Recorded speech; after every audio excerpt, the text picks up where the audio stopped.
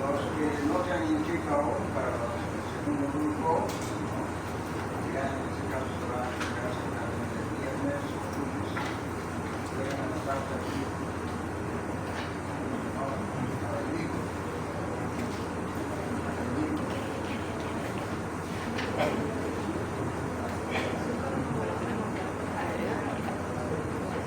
Te vas a anotar.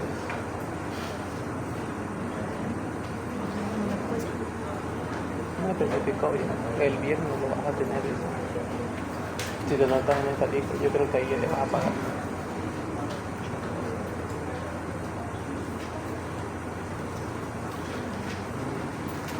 Pueden poner espacio, no tengo espacio. El banco no ha hecho puta.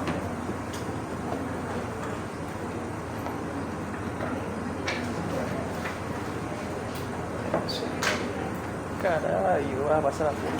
¿Ah? Vas a pasar a full. 100 pesos. 100 pesos o 100 pesos. 100 palomazos. ¿Sí? Venga. ¿Cómo se llama? ¿Qué cosa?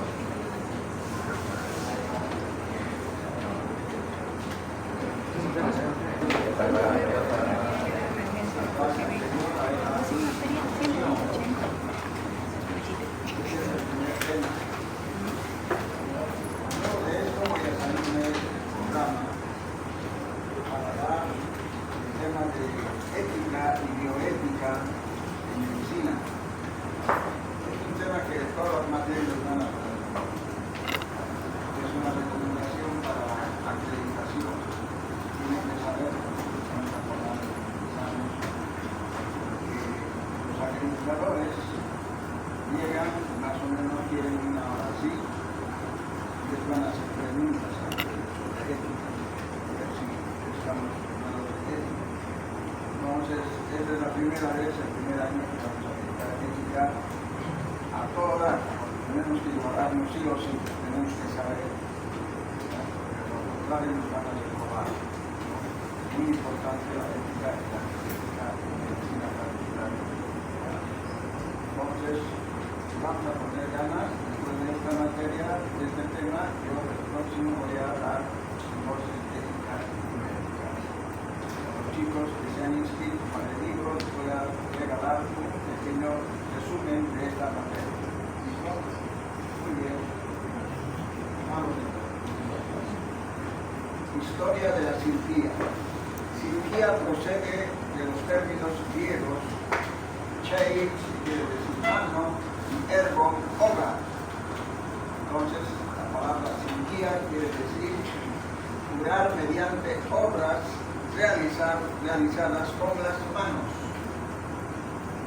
Cirugía es la actividad médico-sanitaria que tiene como objetivo la remoción de la enfermedad y la promoción de la salud mediante operaciones efectuadas con las manos o instrumentos. La historia de la cirugía y el tratamiento de las enfermedades coincide con la propia historia de la humanidad. El hombre más antiguo que se ha encontrado es el llamado Australopithecus. Este no entierra a sus muertos. El ideal sería que entierra a sus muertos para que la contaminación del medio ambiente y donde prácticamente estamos todos no contamine.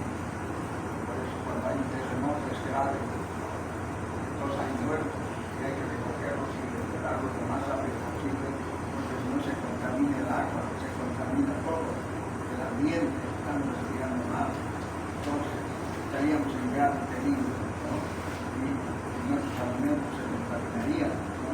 Lo mismo en las grandes catástrofes de hace 2 días, por ejemplo, en Estados Unidos, un tremendo ventadón con un viento huracanado que saca el techo de los edificios, ¿no? Ahora está todo contaminado, el agua está contaminada, reventaron las cloacas, ¿no? Se contaminan toda la ciudad prácticamente está contaminada, ¿no? Esas cloacas juntan, ¿no? Exponen todas las bacterias que nosotros conocemos en el microbioma. Entonces, estos señores de la misma manera, al principio no saben enterrar a sus muertos, ni levantan monumentos funerarios, ni pintan en las cavernas escenas que nos permitan corregir una actitud mágica ante la realidad. El hombre primitivo, frente a sus heridas, imita la conducta que ha observado en los animales y así inmoviliza a un miembro lesionado, se lame las heridas, se preocupa de las lesiones externas, visibles o accesibles. Durante millones de años se comportó así hasta la aparición del próximo hombre, que es el Neandertal. Este ya sabe enterrar a sus muertos, pero fíjense, han pasado millones de años para esto. Este entierra a sus muertos y parece diferenciar ya entre las enfermedades accidentales y aquellas otras cuya causa permanece oculta y se les escapa. Comienza a distinguir la fiebre, el dolor, la inapetencia, la locura, interpretándolo como algo de carácter crítico y mágico. De esta manera asume que si la enfermedad es originada por un poder desconocido, el remedio será contrarrestar o exorcizar el poder maligno o la causa por la que ha sido castigado por Dios. Entonces ellos suponían que la causa de cualquier enfermedad se debía a los dioses, ¿no? Que los dioses han mandado una enfermedad mortal, ¿no? Todavía en nuestros pueblos existe también esa creencia, ¿no? El COVID ya es que nos han mandado los dioses, ¿no?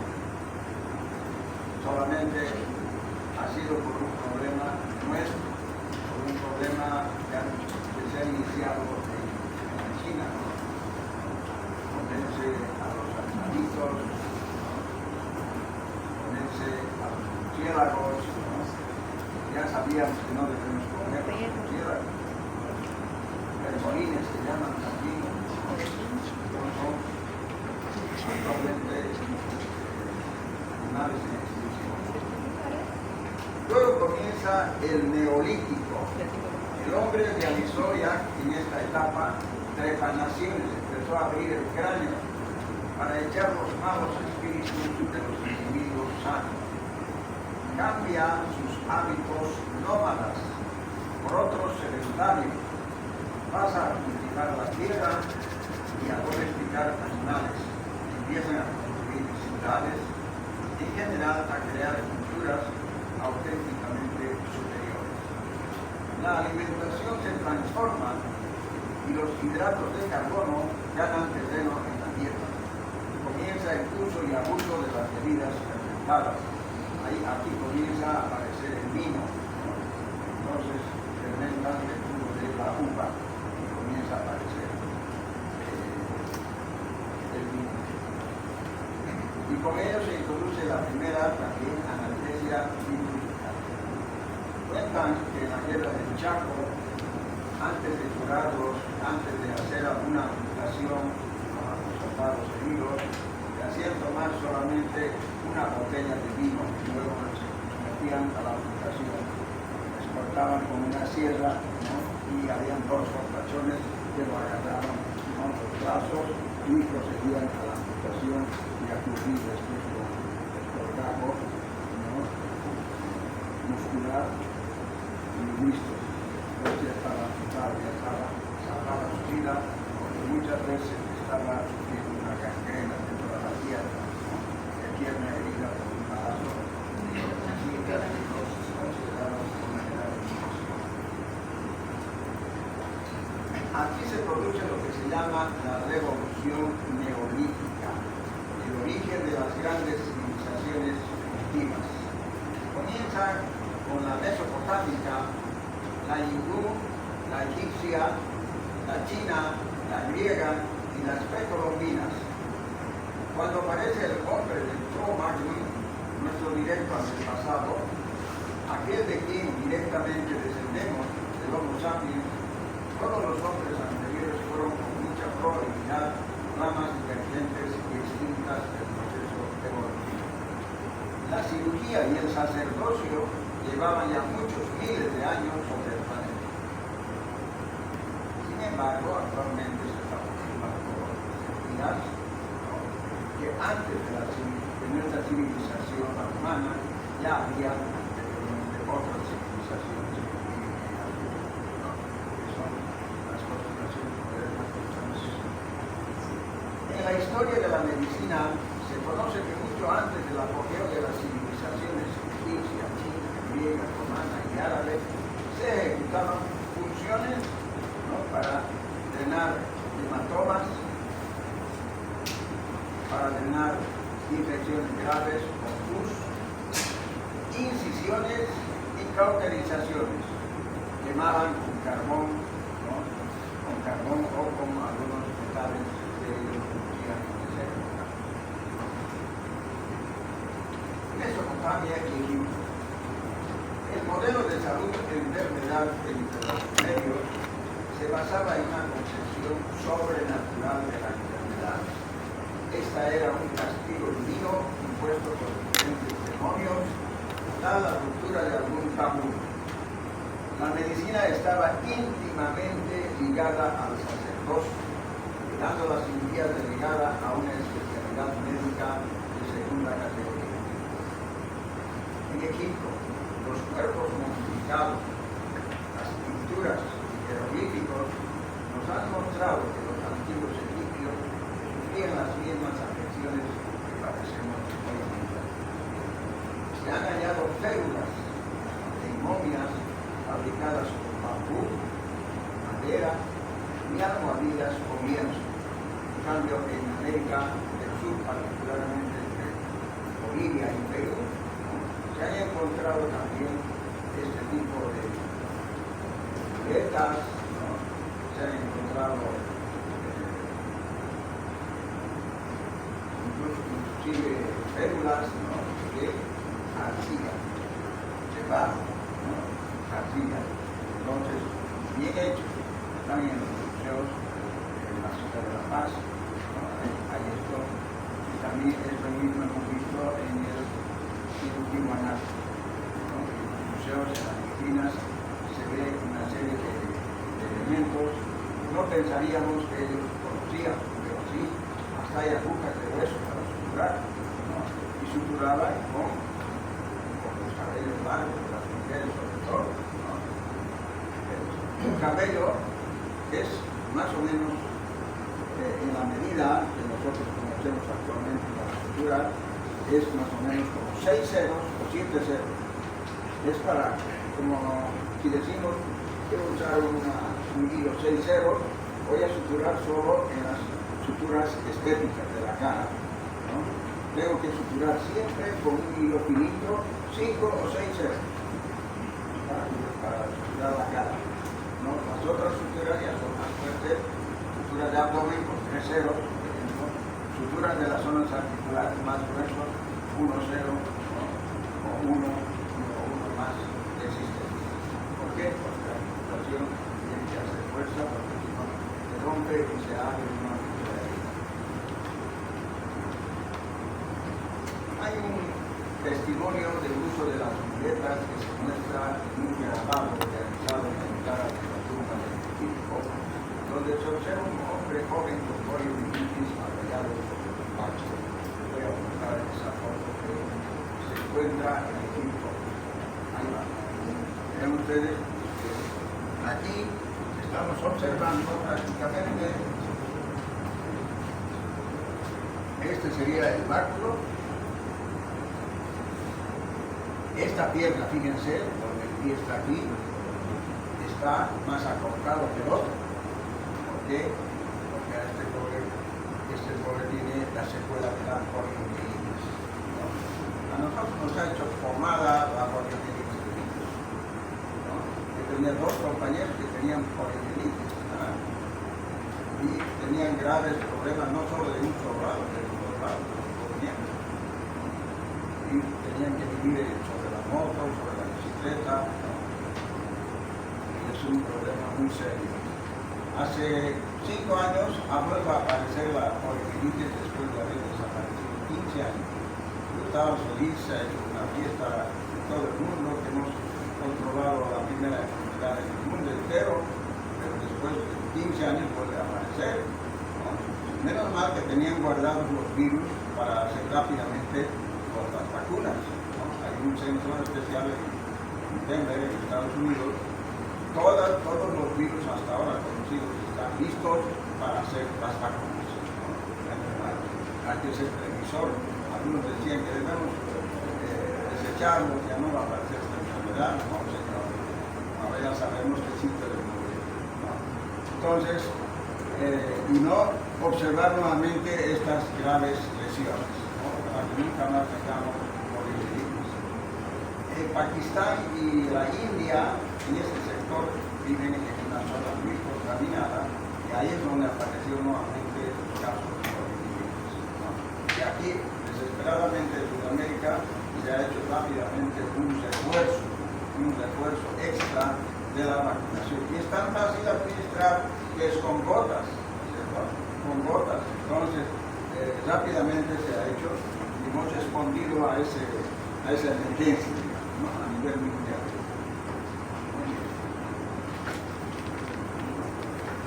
Papiro de Ebers. ¿Qué es el papiro de Ebers? Hay varios papiros médicos, ¿no? Los papiros han sido como cartones fabricados en esa época, y ahí han escrito, ¿no? Toda la historia. En el antiguo Egipto, como el papiro de Ebers se llama, más o menos que ha sucedido esto en torno del año 1550 antes de nuestra era, es considerado uno de los tratados de medicina más antiguos conocidos. Describe la cirugía así como el tratamiento de las mordeduras de los cocodrilos, ¿no? Ahí comenzó, depende de cada país, de qué tipos de animales tiene, ¿no? Egipto tenía pues cocodrilos, ¿no? Y también sufrían de graves quemaduras, usaban mucho petróleo, petróleo.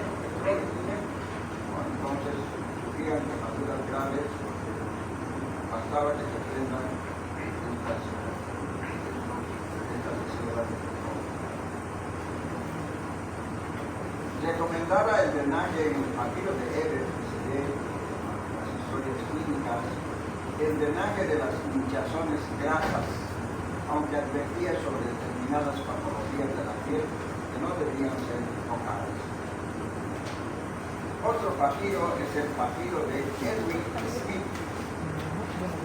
Es un documento compuesto por 48 historias clínicas. En esas 48 historias clínicas nos cuentan qué enfermedades han encontrado en esa época en Egipto. Entonces son 48 historias clínico-quirúrgicas, que es la fuente de nuestro conocimiento sobre las prácticas de los antiguos egipcios. Procede de un papiro robado de una tumba en 1862.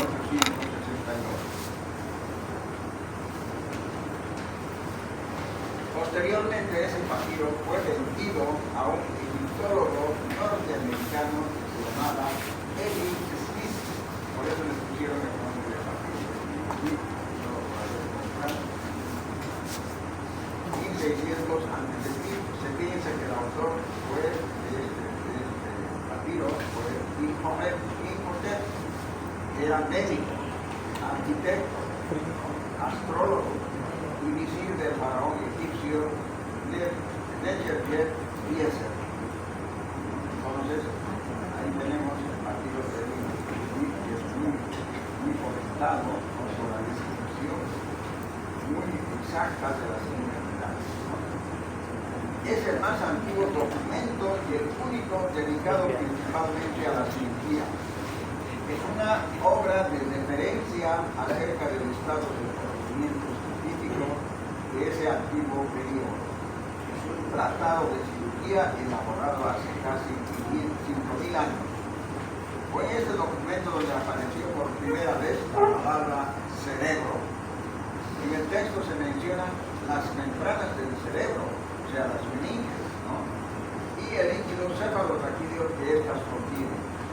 observan perfectamente la imitación meningia en forma de anquilosamiento del cuello, que no podemos ver el cuello, que es lo que se llama la rigidez de nuca cuando hacemos el diagnóstico.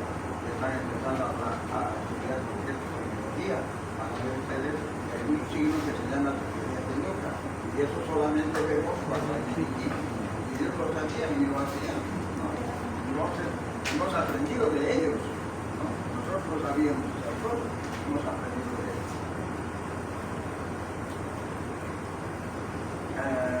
Se observa además irritación meningia en forma de anquilosamiento y otras estructuras que hacen mención son la mandíbula, los huesos del cuello, la clavícula, el esternón y las costillas. Existen observaciones fisiológicas como el reconocimiento del pulso que anteceden en 2500 años a las observaciones de Hipócrates. Todo el mundo le daba, ¿no?, la paternidad del autor, o sea, la autoría a Hipócrates, ¿no? En estos textos, ¿no?, se ven que hace 2500 años sabían perfectamente tomar el pulso. Vemos que 2500 años. Podíamos predecir que está padeciendo algún problema el paciente, ¿no? Nosotros mismos cuando hacemos un control del pulso, si tenemos un pulso 180 por minuto, queremos decir que hay algún problema grave, ¿no? Entonces, porque si el pulso es normal, va tan solo a 60 a 100, con 150 el paciente en estado de reposo está con problemas ese paciente, ¿no? Entonces ya sabemos todo aquello. Sin embargo, hace tantos años los egipcios ya sabían, ¿no?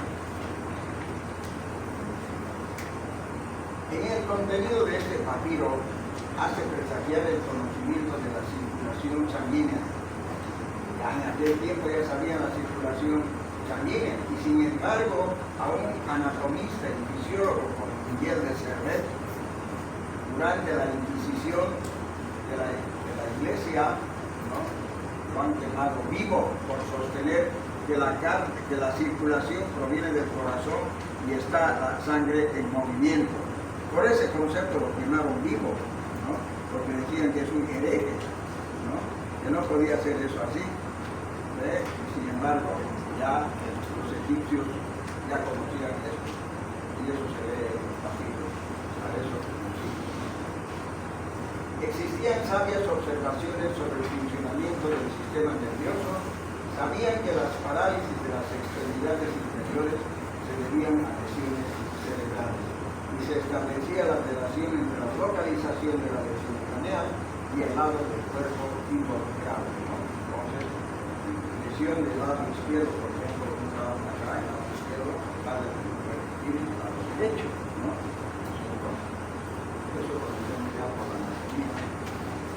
Asimismo, observaron daños motores y sensoriales en las lesiones por compresión de las vértebras cervicales. Entonces, si hay una compresión de la vértebra cervical, va a haber parálisis, ¿no? Tal vez una tetraparálisis de los 4 miembros, si trae una lesión en el cuello. El ejemplo que les pongo es, por ejemplo, el del actor que hace de Superman. ¿Se acuerdan? ¿Han visto la película por lo menos? Ese señor se cae del caballo de cabeza, se rompe el cuello prácticamente y se secciona la médula. Nunca más ha podido ni siquiera mover la cabeza más. Entonces se alimentaba directamente con una sonda, no podía tragar siquiera, y estaba un poco paralizado. Sin embargo, este señor era bastante rico. Ha hecho un bien a la humanidad formando un centro de investigación de lesiones del cerebro y del sistema nervioso. Entonces, él ha hecho la fundación y ha regalado a los médicos que quieren estudiar la resolución de la sección de la médula. Él incluso pone memorias que iba a haber una cierta cantidad para que se descubra cómo podemos restaurar, ¿no?, ya se ha hecho muchas cosas. Se ha colocado neuronas en la zona de la sección de la médula. Se ha colocado pedazos de médula para inyectar en esa zona, tampoco resultados, ¿no? Se ha hecho la intención de suturar en forma microscópica con hilos muy finos. El hilo número 14, que sirve para suturar la retina del ojo para que pueda ver, ¿no? Entonces se usa 14-0, pero 14-0, el hilo 14-0 no se ve, hay que verlo con microscopio. ¿Tiene? 14-0, hay el hilo, pero no ha dado resultados tampoco, no se ha podido unir, ¿no?, a la médula. Entonces, todo eso todavía hay que entrenar mucho para resolver estos problemas. No está resuelto. Todos los pacientes tienen una grave lesión de la médula cervical que quedan con tetraparados, ¿no? Tetraparados, se llama parapiedra. Bien. Ellos sabían de los síntomas y los hallazgos físicos obtenidos, utilizaban la inspección, como actualmente hacemos en la evaluación de la historia clínica, el examen físico. Primero es la inspección, la observación. Luego hacemos la palpación, hacemos incluso la olfacción, podemos percibir, ¿no?, por medio de olfato algunas enfermedades, o no podemos percibir nada, como en el COVID, ¿se acuerdan? Era uno de los síntomas claves, no percibir nada. Entonces ya sospechaban de una infectividad con COVID. Entonces, ¿por qué? Porque el COVID estaba cerca a la zona respiratoria de la nariz, ¿no? Tomado el primer par, el olfatorio, no estaría tomado el olfatorio, ¿no?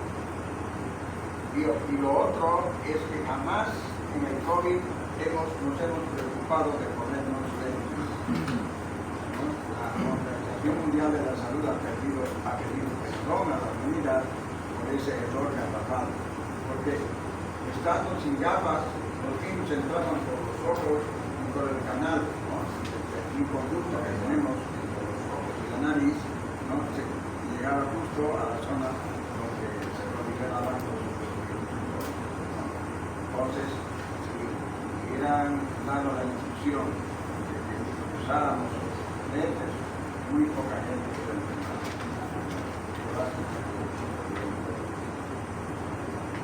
El uso de suturas o de esparadrapos, o la tela adhesiva que se llama, en las heridas de los que estoy hablando, el empleo de tablitas y la aplicación de vendajes siguen conceptos lógicos en los casos de la vida de obstáculos. La carne fresca es el vendaje usual para el primer día de una herida grave que servía como elemento y valor hemostático.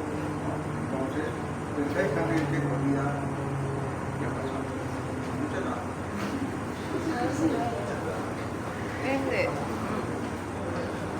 Esto no permite. Ya hemos hablado de eso. Hemos hackeado.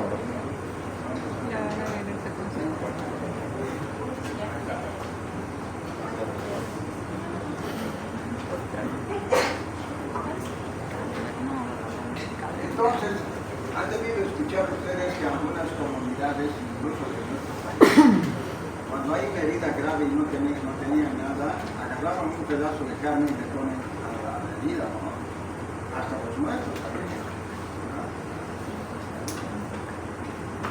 Sabían aplicar calmantes y también otras sustancias protectoras. Tanto el calor como el frío utilizaban, indicadas por la lógica y la dislocación de la mandíbula, se reduce de idéntica manera como se realiza en la época actual, la misma técnica. Se describe el sangrado de los oídos, ¿no?, y de las fosas nasales, acompañando a las fracturas del cráneo y el modo de andar arrastrando los pies después de un daño cerebral. Se dan pronósticos poco favorables en las fracturas del centro de las vértebras cervicales. La También se describen las complicaciones de las heridas, incluyendo la infección y el tétano. ¿No? El tétano significó cuando el paciente está en todo. Aquí es de fusiles, entonces parientes, se contrae todo, se contrae todo y a veces se fractura también en caso de delicado. Entonces, si no fractura rápido, se va a morir el paciente, se puede morir. Yo he tenido casos en la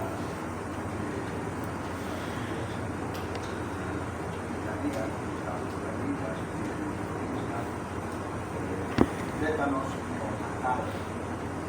Después de nacer, no utilizaban hilos para aislar el ombligo, utilizaban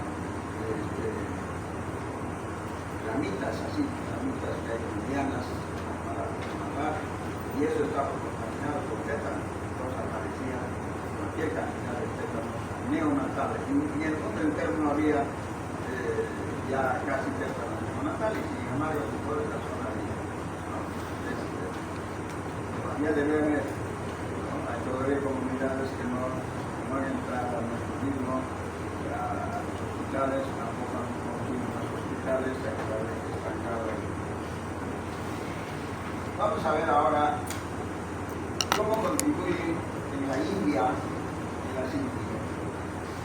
En los libros antiguos hindúes, en especial el libro llamado Sushruta Samhita, está referida a la sutura de los tejidos, además de una clasificación de 8 tipos de operaciones generales. Actualmente estas 8 las hacemos. ¿Ah? No hemos hecho nada hasta ahora. Estamos aprovechando los conocimientos anteriores. Hacían incisión, corte. ¿No? Hacían escisión, o sea, sacaban una porción de tejido. Raspaje. Punción, funcionada, sabían funcionar. Hacían sondajes, hacían extracciones de todo tipo, desde extracciones de dientes, ¿no? Cuando estaban en mal estado, y decían que hay que sacarlo para salvar la vida. Drenaje de líquido, un drenaje de pulmón, drenaje que le da la hora de lo llamamos, pero ellos sabían drenar perfectamente, ¿no? Y también los pulsos sabían hacer los puntos de sutura, sabían suturar, ¿no? La medicina hindú es la primera en desarrollar técnicas específicas de cirugía plástica. Desde reparaciones para deformidades del pabellón auricular, ¿no? Las orejas que no tenían pabellón auricular, ellos hacían por medio de coreógrafos, intentaban realizar orejas, fabricaban orejas. Perforación para colocar pendientes. Aquí se adornaban bastante los técnicas de dinoplastía, ¿no? Los muy loritos, entonces me decían que no les gustaba su nariz, les ayudaban. Dicen los cirujanos plásticos, brasileños, ¿no? Que los bolivianos y las bolivianas tienen potencial de nariz. No deberían someterse a pequeñas correcciones. Entonces, hay que tener cuidado. Desde reparaciones para deformidades, entonces, y además técnicas de dinoplastía, métodos quirúrgicos para eliminar cálculos renales. Siempre ha habido cálculos renales. Y es el mayor dolor que uno puede sentir. Uno se desmaya, se dobla en 2, en 3, en 4, pero hay graves casos quirúrgicos que se te piden, por favor, por amor de Dios, adelante rápido, ¿no? Lo más rápido que puedas, ¿no? Hay me acuerdo de un colega que le hago el diagnóstico de cálculos de la vesícula que le tratado la cirugía en una semana. Y él me dice, no, después nomás me voy a operar, ¿no? Y llega un día con un cólico, me llaman a las 3 de la mañana, a las 3 de la mañana yo estaba operando por caso, y yo llego a las 5. He estado 2 horas esperando, ¿no?, que yo llegue, y Y luego llego y le digo, pero sí, por favor, ahorita, ¿qué hizo este caballero para tener ese médico? Hablando de un paciente médico. Entonces le hizo hablar de su medicina y fue a los hijitos, ¿no? Y le dieron de comer dos huevos fritos, más alguna cosa así con mucha grasa también, para que le haga bien. ¿Qué le va a hacer bien? Le arrojó sus cálculos y lloraba de dolor. Cuando llegué estaba llorando de dolor. Y para colmo, todos los quirófanos estaban ocupados. No sé qué pasó esta mañana, ¿no? Estaban ocupados todos los quirófanos y tenía que esperar. Yo mismo estaba angustiado por verlo en esa situación, al colega. Entonces tuve que esperar 4 horas que se vacíen los quirófanos, un quirófano, todos los quirófanos estaban ocupados. Qué mala suerte para él, ¿no? Fue una verdadera enseñanza para él, cómo se ha comportado. No como un médico, ¿no? Sino ha querido olvidarse también de su medicina y ha ido a consultar con los médicos. Así que eso es. Entonces estos señores también podían operar cataratas, ¿no? Catarata es una OPA cristalino. ¿Sabían operar? ¿Ah? Entonces eran muy diestros, ¿eh? Vamos a ver ahora la medicina griega. Grecia, medicina hipocrática, surge en el siglo IV y V antes de Cristo. Hipócrates nació en una isla, en la isla de Kos. Ejerció durante el llamado ciclo de Pericles. Se atribuye a Hipócrates escritos que tienen la característica común de tratar todos ellos de cirugía acerca de las fracturas, las articulaciones, las heridas de la cabeza. Ejecutó un trabajo metódico y racional de patología quirúrgica, principalmente en lo que se refiere a heridas traumáticas. Hipócrates debió ser el más famoso de los médicos cirujanos griegos del siglo V. Es el ciclo clásico de Pericles, Fidias, la Metafísica, Sócrates, Estilo de la misma época. El siglo en que la cultura griega puso a punto su ideal de paideia, o educación del hombre, tanto espiritual como corporal.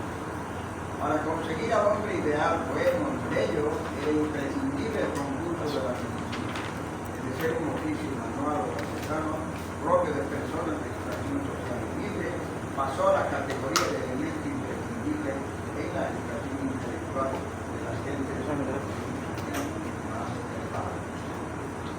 Hipócrates y sus discípulos fueron reclamados por el estamento culto y asimilado de la sociedad griega.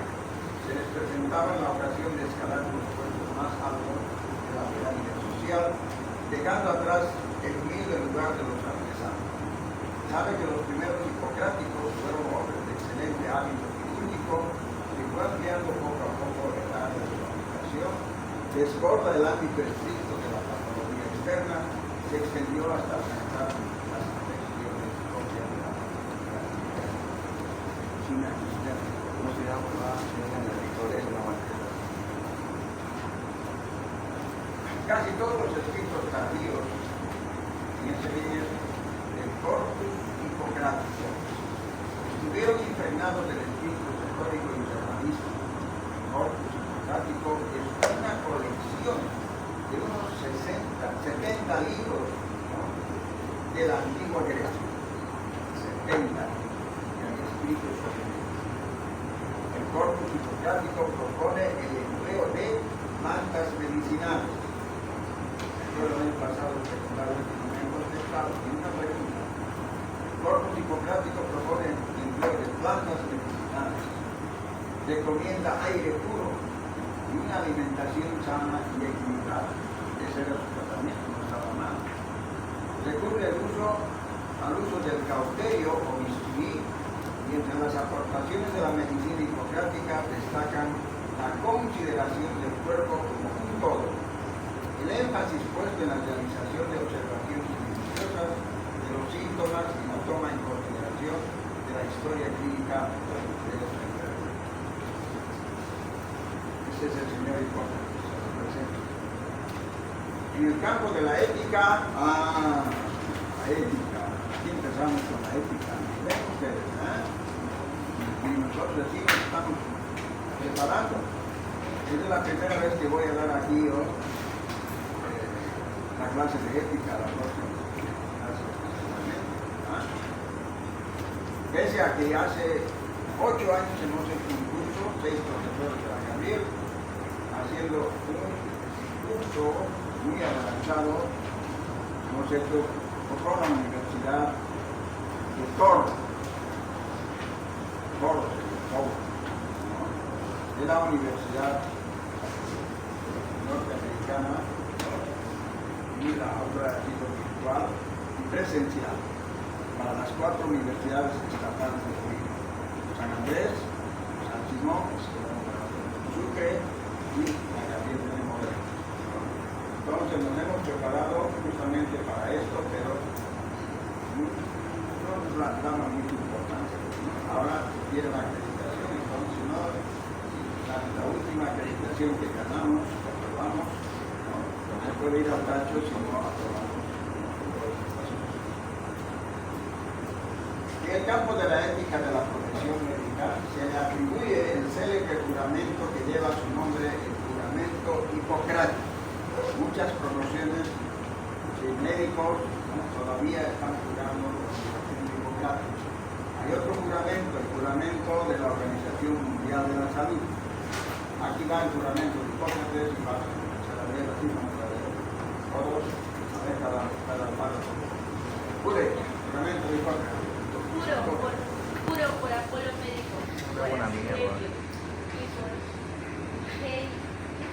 Heia y Panacea y por todos los dioses y diosas del Olimpo, tomándolos por testigos, que pide este juramento según mi capacidad y mi conciencia. Tendré a que mi Señor y arte en la misma estimación que mis padres. Compartiré mis bienes con él y si los necesitare, le ayudaré en lo que quiera. Consideraré a sus hijos como si fueran mis hermanos, y si desean aprender el arte médico, se lo enseñaré sin exigirles nada de pago. A mis hijos, a los hijos del maestro y a los que se obligaron con el juramento que manda la ley de la medicina, y a nadie más, les enseñaré los preceptos, las lecciones y la práctica. Aplicaré mis tratamientos para beneficio de los enfermos según mi capacidad y buen juicio, y me abstendré de hacerles daño o injusticia. A nadie, aunque me lo pidiera, daré un veneno, y ni a nadie le sugeriré que lo tome. Del mismo modo, nunca proporcionaré a mujer alguna un episodio abortivo. Necesario quiere decir dilatador del cuello uterino. Entonces, ya comienza a aparecer, ¿no? Está en contra del aborto, ¿no? En esa época, miren ustedes, vamos, sigan. Viviré y pensaré siempre mirar con pureza y santidad, no practicar la cirugía en los que sufren la espalda. Antes bien dejaré separación a los que se dedican a ella. Siempre que entrarle en una casa, lo haré para bien del enfermo, me abstendré de toda mala acción o injusticia y, en particular, de tener relaciones eróticas con mujeres o con hombres de ser libres de pecado.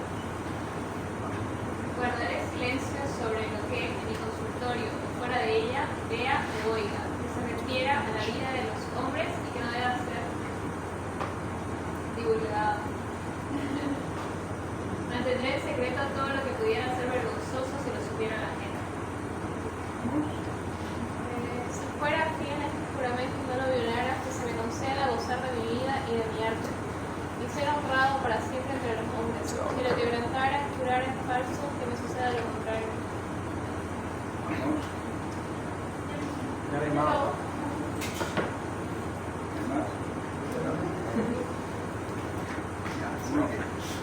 Aquí vamos a observar, fíjense, algunos instrumentos quirúrgicos que ya aplicaban y utilizaban los griegos. Vamos a hacer algunos pequeños. Vean ustedes, este parece un bisturí.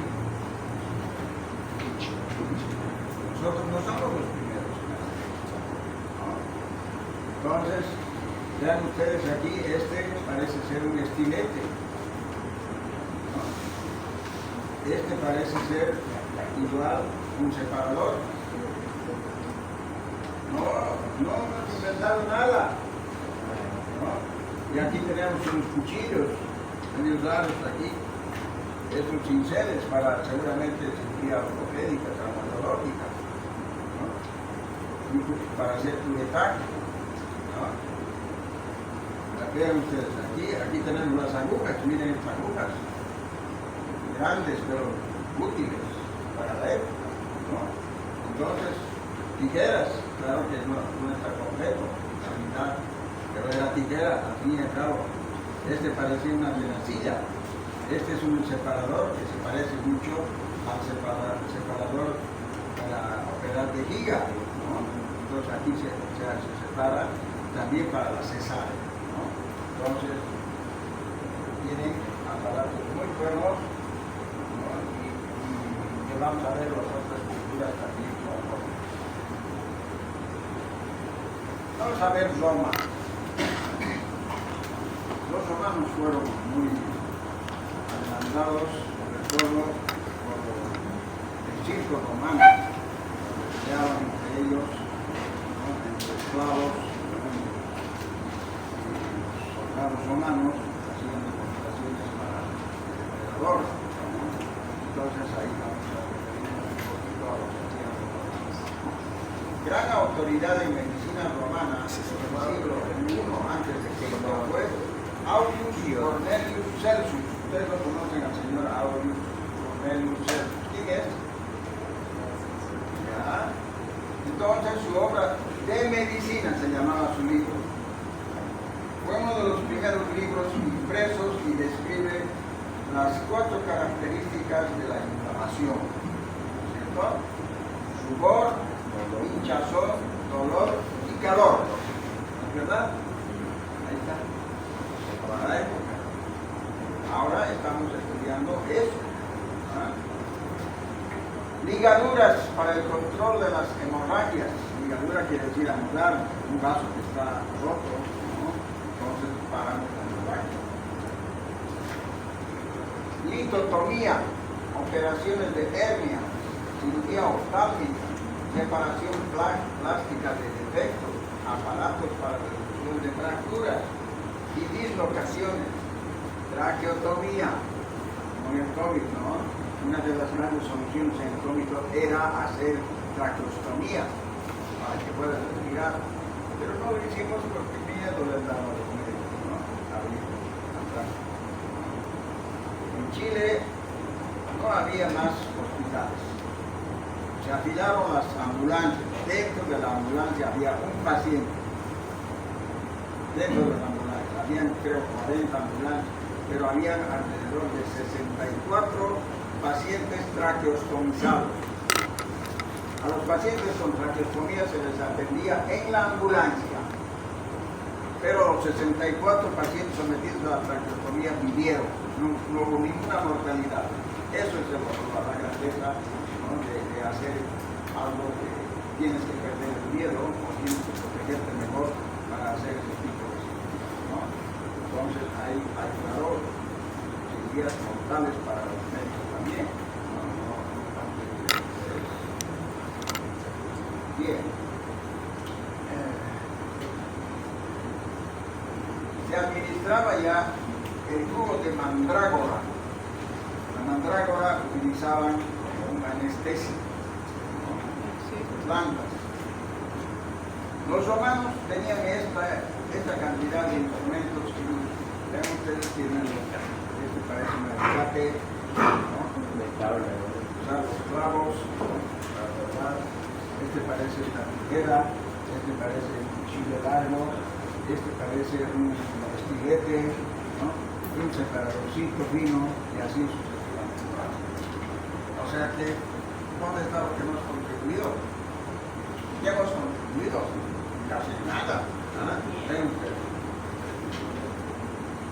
Sin embargo, nos creemos sus grandes inventores, no son falsos.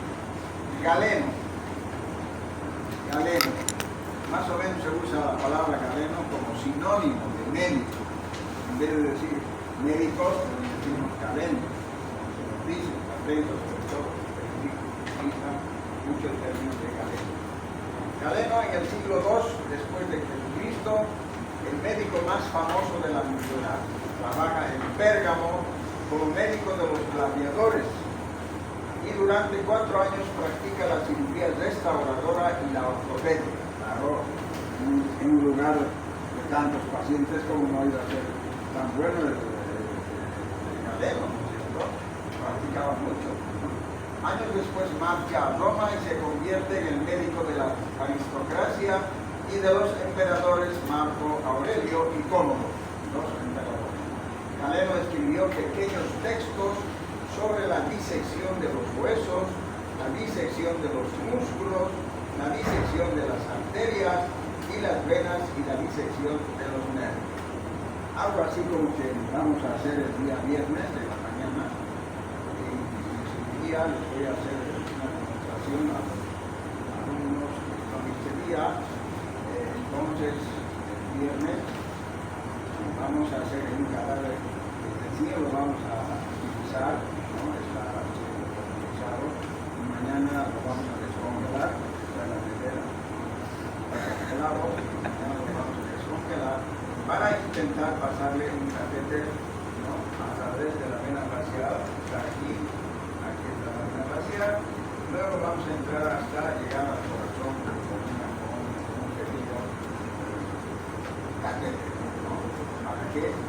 Para pasarle luego un líquido para limpiar las arterias, luego pasarle un colorante a las venas del color azul, a las arterias del color rojo, para que puedan estudiar todas las arterias.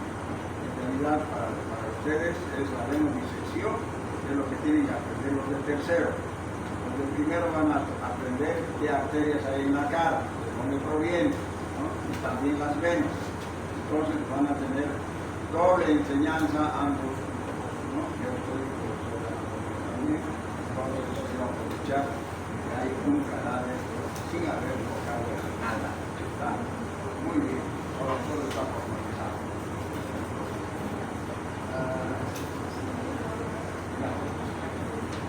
Galeno escribe 2 grandes tratados de anatomía funcional sobre el uso de las partes y los procedimientos anatómicos. Luego se contó con 16 libros de Galeno, que fueron los textos básicos de enseñanza en las escuelas médicas alemandinas. En el siglo VII, Pablo de Egina escribió un libro dedicado exclusivamente a la cirugía. Se difundió este texto quirúrgico convirtiéndose en el manual más estudiado y comentado hasta en los árabes. Vamos a ver que antes de los árabes.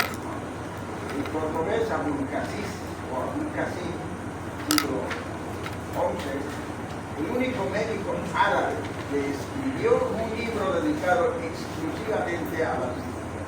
Su principal obra compilatoria es Kitab al-Tasrif, la práctica, otro libro, el método, otro libro, cuyo volumen 30 contiene un extenso tratado de cirugía donde están las prescripciones sobre oftalmología, tratamiento de las hernias, extracción de cálculo, la obstetricia, un amplio apartado sobre traumatología.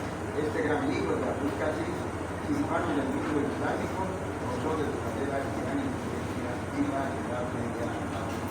Los árabes también contribuyeron. Edad Media. Los primeros tratados quirúrgicos que se escriben en la Edad Media Latina son del siglo XII y pertenecen a la escuela de Salerno. El más antiguo es el manuscrito conocido con el nombre de Cirugía de Bamberg, basado en la obra de Pablo de Egina y Abulcasis. Se encuentra en ella la fórmula de la esponja soporífera. 20 años después aparece la cirugía de Rogel, obra quirúrgica latina de mayor importancia durante no menos de 2 siglos. Teodorico, médico por la Universidad de Colonia, clérigo y fraile dominico, junto a Guillermo Saniceto, también de la escuela colombiana, autor de cirugía, que se considera el primer tratado sistemático escrito de la época. Universidad de Bolonia contará con un anatomista de la importancia del divino Luis y Gianfranco de Milán.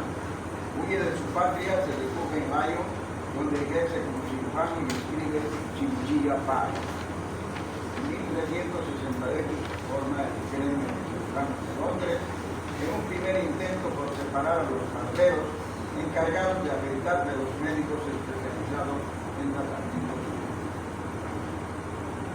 de nacimiento. La cirugía de nacimiento es la nueva era dedicada con especial intensidad en las ciencias naturales y la medicina. Los nuevos conocimientos en anatomía suponen el despliegue definitivo de disciplinas como la cirugía para la patología. El mejor anatomista en este periodo es Andrés Vesali, nacido en Bélgica, trabajó en Italia y en España, autor de uno de los manuales de anatomía más extendidos e influyentes durante los siguientes 2 siglos. De Humanis Corporis Amica, aquí en biología no quiero perder, es el primer tratado de biología. Supone una ruptura total con la disciplina académica que utiliza los textos clásicos basados en la iniciación y profesor de cirugía traumática que practica cirugía animal experimental. Ahí así el cirugía experimental. Muchos amigos, ¿no?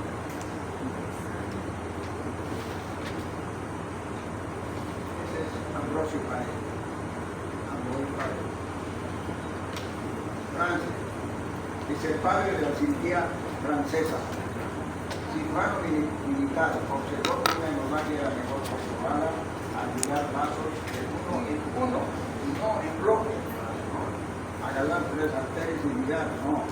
Era uno por uno es mejor. Desde esa época nos está indicando, nos está enseñando que debemos realizar de esa manera. En la guerra hizo un primer descubrimiento. Las heridas por arma de fuego se trataban en la época con aceite hirviendo, aceite hirviendo, debido a la creencia de que la pólvora era venenosa.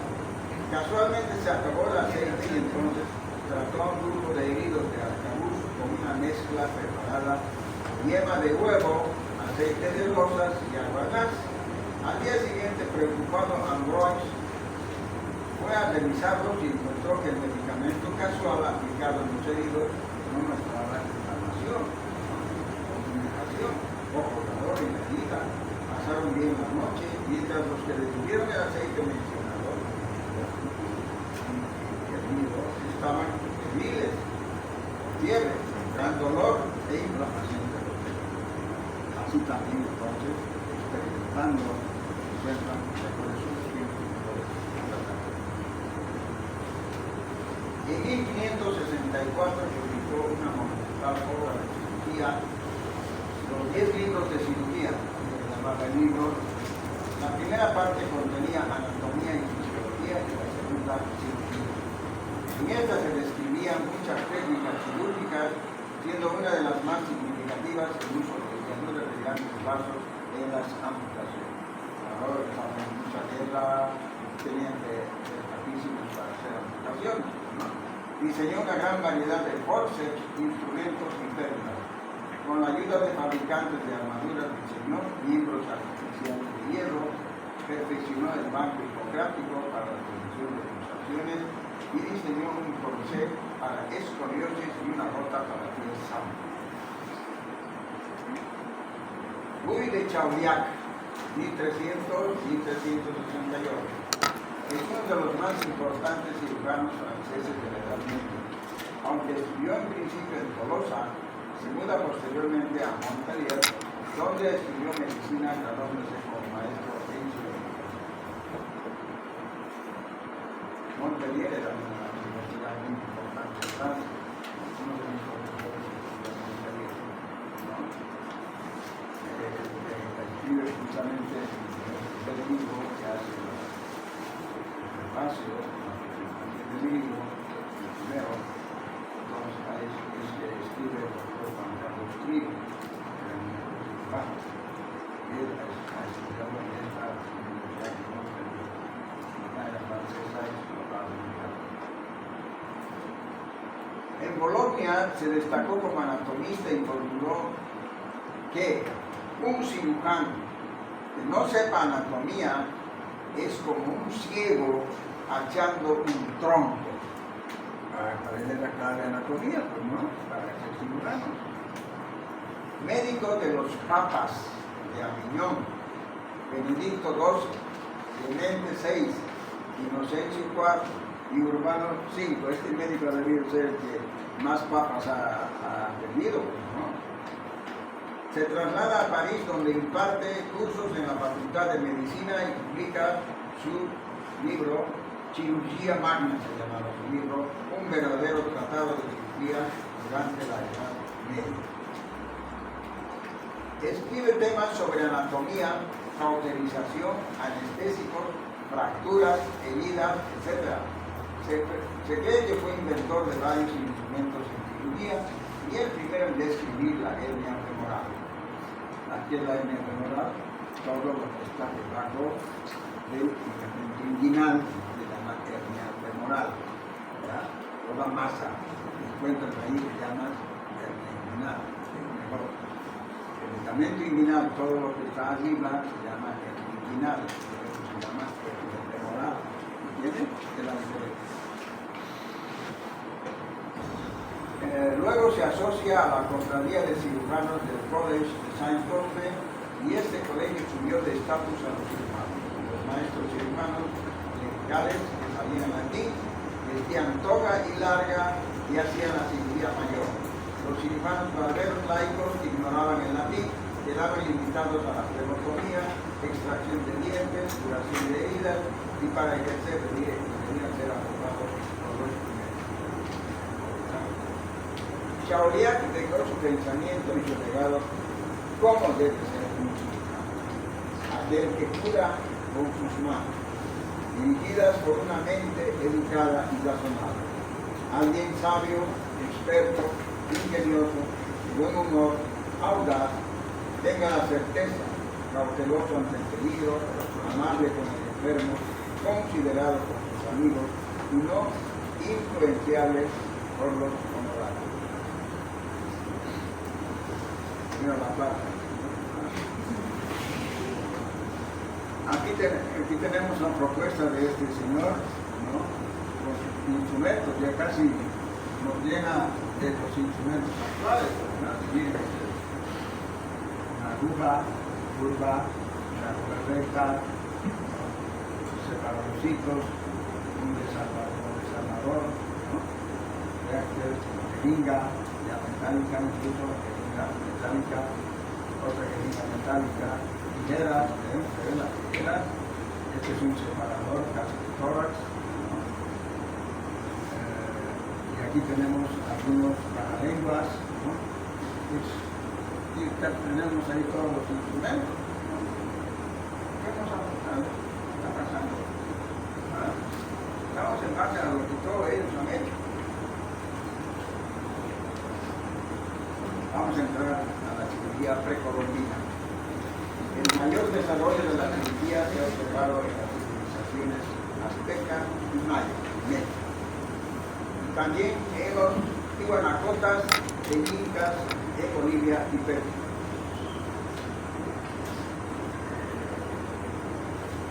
Antes de Cortés, en México, el médico era llamado chamán. Había una película que se llamaba chamán y aparecía todo. Entonces, los mexicanos llamaban médicos chamán, su idioma. Aquí en la fotografía ¿sí? Se observa que los aztecas pasaban una fractura, ¿no? Y lo que utilizaban eran ramitas, ¿no? Laminadas y raíces. Aseguraban con raíces. Está perfectamente. La paciente lo está tratando, está inmovilizando una fractura. Seguramente en un mes ya está listo. También no necesita cirugía, solo conseguir la inmovilización del paciente adecuadamente. En las culturas maya y azteca, Se reconoció el mejor nivel de evolución en cirugía, medicina y obstetricia. Se conocía que Tlamautepatlixitl era el médico, Texotlapixitl era el cirujano y Tlamazquitl era la partera. Así le llaman. El Texotlapixitl, con verdaderos métodos quirúrgicos, utilizaba cuchillos de obsidiana. La obsidiana sale de los volcanes, se parece a una piedra así, y eso lo afilaban y salía excelente el bisturí o los cuchillos para cortar. Actualmente hay material de obsidiana, bien afiladas para tratar abscesos, antrax, mastitis supurada, los cuales drenaba y cubría posteriormente con la fósfora. Poseían una gran maestría para tratar fracturas por raíces picadas, como férulas para inmovilizar durante 20 días. Realizaban circuncisiones, y mutilaciones longitudinales del pene, postulantes que entrarían a la casa sacerdotal. Operaban el terillo. ¿Saben qué es el terillo? Muchos de ustedes deben tener el terillo. Es una carnosidad que aparece en el ángulo interno del ojo. Los cubanos cuando llegaron solo operaron terillo. Se recibía más fácil que hay. Y después le decían a Leo Morales que han salvado 2.000 ojos.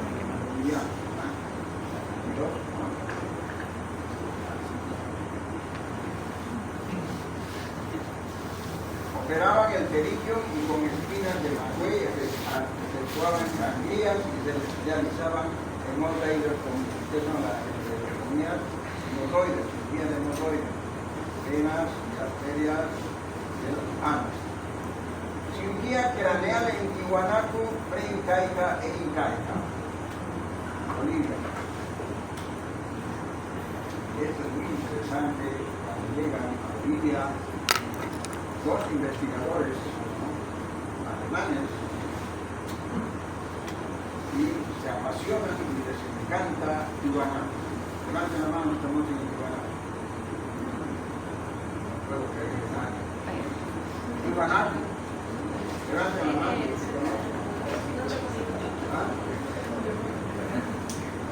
Uno, dos, tres, cuatro, cinco, seis, 7, 8, Puro mañana. 8, nada más 9, 10, 11, queda poco, porque todo el mundo quería levantar la mano. Nosotros debemos ser orgullosos de tener Tiwanaku. Es como los peruanos que tienen a Maniquí. Perú, Bolivia. Siempre es más anterior. Creen que el primer hombre es de Tiwanaku actualmente, de hace 10.000 o 20.000 años. No son los europeos los primeros, falso. Creen que la primera civilización ha estado en Sudamérica, entre Perú y Bolivia. Después de Tiwanaku, Tiwanaku fue, ellos mismos tenían sus guerras, ¿no? Fue rodeado por unas tribus y perdieron los Tiwanacotas. Entonces tuvieron que salirse e ir rumbo al norte hasta llegar al Cusco. Y ahí fundaron nuevamente otra civilización, ¿no? la de los incas. No es lo mismo. Los Tiwanacotas son anteriores a los incas, ¿no? Que también los incas se agrandaron y hicieron un gran imperio de 4 lugares, ¿no? El Antisui, el Tuntisui, el Coyasui y el Tawantisui, ¿no? Tawantisui eran los 4. Es un orgullo nuestro, ¿no? De Bolivia, tengamos la primera cultura Orgullo boliviano. del mundo, no de la colonia boliviana. Entonces, las cirugías más representativas realizadas por las culturas precolombinas en el territorio de América Latina fueron las trepanaciones craneales efectuadas por la cultura tiwanacota siglos antes de la cultura incaica. Los incas, en lo que constituye hoy Bolivia, se dice que en torno de 1100 a.C., Tiwanaku desapareció. ¿No? Entonces ahí lo tienen solo como un museo, nada más, pero tienen grandes cosas, grandes monumentos, ¿no? ¿Cómo se llama? Uno de los monumentos más largos está en un cuarto que han construido para eso. Bueno, ¿cómo se llama? ¿Quién recuerda? Un monumento casi de 5 metros de alto, ¿no? 5 metros de alto, ¿no? Entonces, es una joya. Y las vitrinas que tiene allí, ahí se ve todo, ¿no? Los instrumentos de cirugía. Ahorita vamos a ver los incas en los que construyó en Bolivia se dice que es en torno de 1000 antes de Cristo y Anaco que se aparece. Hubo una lucha entre los diferentes grupos que habitaban la región, quechuas, joyas, aymaras, pacas y pacaques. Esas son las tribus que han rodeado a los tibanacotas, ¿no? Y seguramente perdieron y tuvieron que huir después para prácticamente la base del imperio incaico fue en el Cusco, fundado por estos mismos tibanancos que fueron desde Bolivia hasta el Perú, el Cónico del Perú. Imperio incaico. Los aymaras establecen un dominio que abarca Arequipa y Puno, en el Perú, La Paz y Oruro en Bolivia, hasta que en 1438 el Inca Pachacútec derrotó al último soberano Coya o Aymara, Chuquicapa, incorporando el altiplano boliviano al imperio incaico, como parte de la provincia del Collasuyo, e imponiendo el quechua como lengua oficial y los otros conocimientos como la medicina oficial. Entonces, señores, ¿no? Debemos estar orgullosos de toda esta gente, ¿no? Que cuando llegaron los españoles, salieron los incas en dirección a Cochabamba y Santa Cruz, ¿no? Porque escaparon y no querían saber, porque estaban muriendo por enfermedades, morían por viruela y sarampión, y tenían miedo, porque se morían en 24 horas cualquier cantidad, los ha diezmado la enfermedad. Esas enfermedades del sarampión y la viruela nos lo trajeron los españoles. Y ellos mismos tenían graves problemas en España. Desapareció medio país. A pedales, la peste negra, igual, ha hecho un estrago, peor que el COVID. Peor que todos los días iban a enterrar sus muertos por cientos.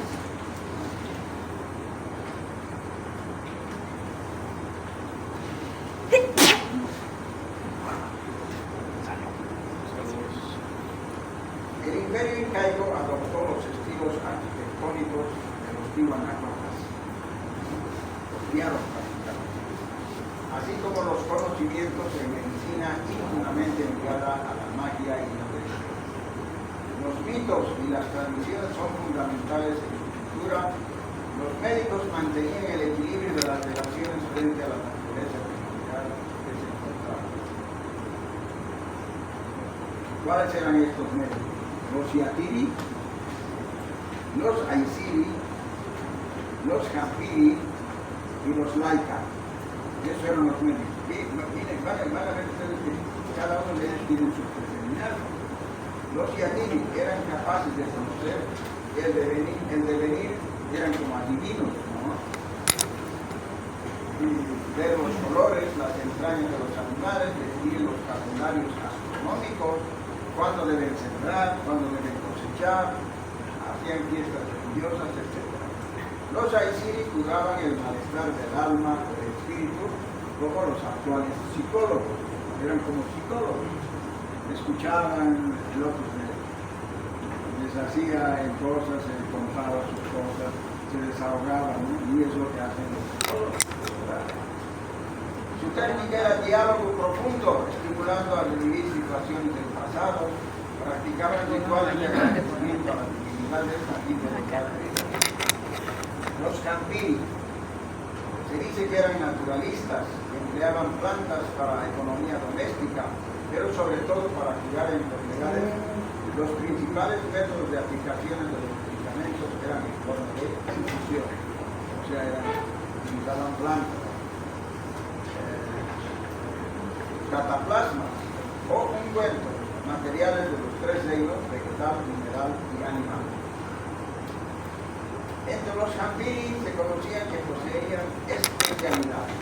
Los jampiris eran los borrachiris, ¿no? Eran los parteros, trataban con infusiones de plantas para aliviar los dolores del parto, pero también era responsabilidad del desarrollo de los niños. Las dos cosas se vigilaban de la alimentación de ambos. Dos partos, esos eran los borrachiris. En la Argentina me sorprendió cuando escuché levantarle a esa guagua.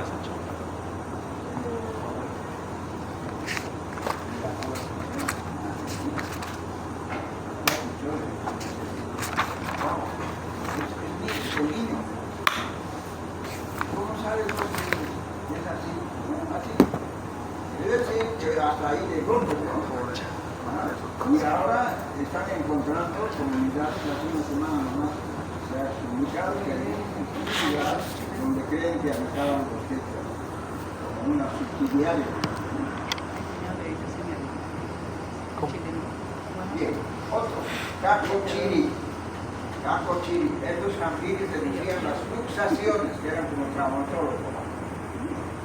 Cacochiri. Y trataban las fracturas, usaban vendajes con hierbas, se han encontrado momias con amputaciones, incluyendo prótesis. Tenían prótesis, ¿eh?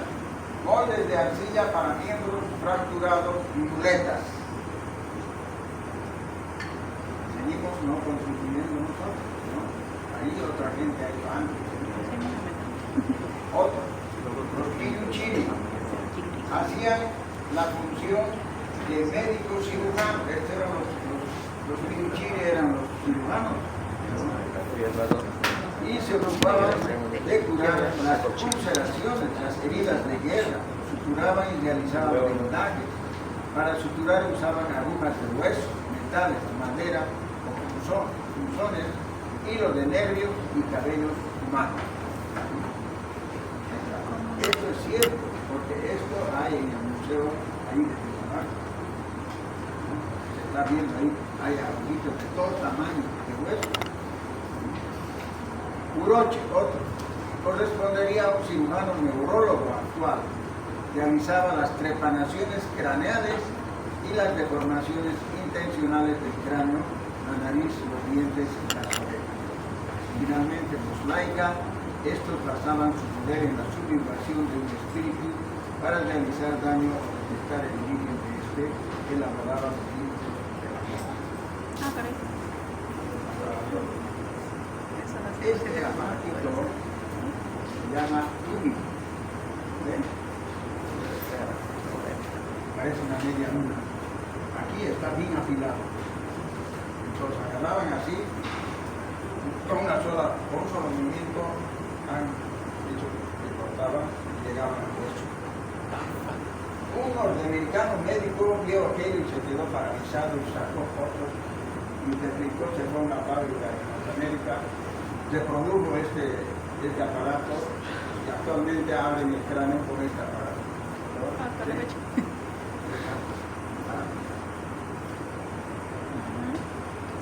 Estos dos tumis hay en el Museo de Cochabamba, en la San Simón. Esa foto es de la San Simón que quiero sacar. No crean que el libro se escribe así por no, hay que también investigar, y esto me ha costado investigar todo esto. No hay ningún texto, es el único que existe esto. Por eso me da bronca los piratas. Por el 280.